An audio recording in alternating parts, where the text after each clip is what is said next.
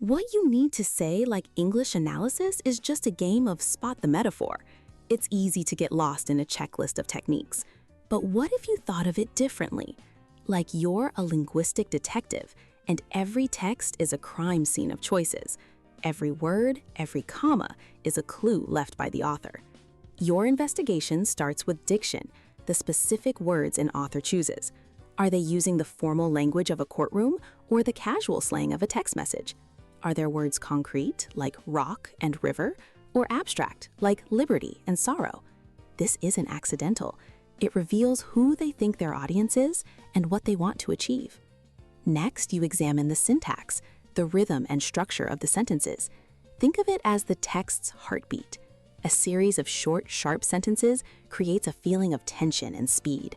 A long, winding sentence with multiple clauses can build a complex, layered idea, forcing you to slow down and think. The author is literally controlling your pace. Then you look at the figurative language, the metaphors, imagery, and symbols. This is how an author creates meaning beyond the surface. When one author uses images of nature and another uses images of industry to describe the same city, what does that tell you? They're showing you what they value, what they fear.